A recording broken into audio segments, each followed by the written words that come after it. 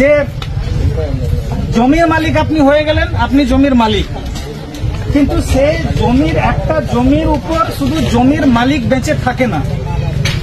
যে এখানে চাষ করছে সে জমির মালিক না হতে পারে, কিন্তু তার ঘর সংসার ওই জমিতে চলছে।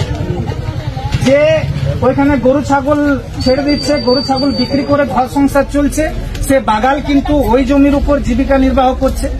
ওই বাগাল জমির মালিক না হতে পারে, কিন্তু ওই জমিতে কিন্তু ওর ঘর সংসার চলছে। ইসিএল আজকে জমি নিয়ে নিচ্ছে, জমি নেওয়ার ফলে কি হয়ে যাচ্ছে আমি এদেরকে বোঝাতে চাই, এদেরকে পেয়েছি আজকে ছাড়বো না, আপনারা কথাটা ভালো করে শুনুন। ইসিএল জমি নিয়ে নিচ্ছে, এই জমি যদি ইসিএল না হয় আমার 7 পুরুষ বসে খাবে, আমি চাষ করবো।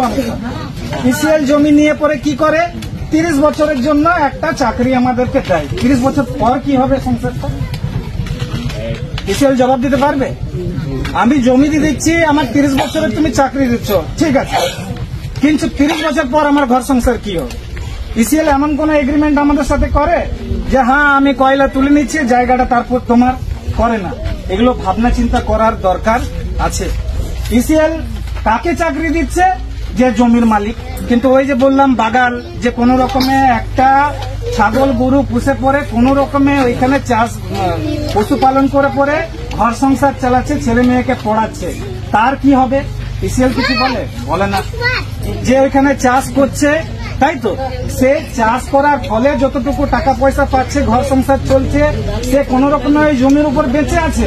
জমির মালিক না হতে পারে, কিন্তু ওই জমিটা ধরে আঁকড়ে বেঁচে তো আছে, বাঁচার অধিকারটুকু তো কাটলে হবে না। তাহলে তার কি হবে?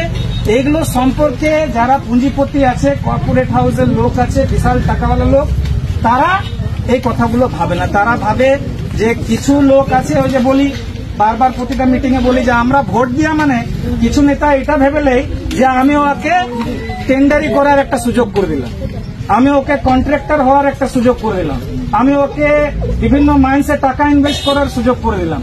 আর রাজনীতিতে খারাপ নেতাগুলো আছে বলে আপনাদের এত কষ্ট। একদম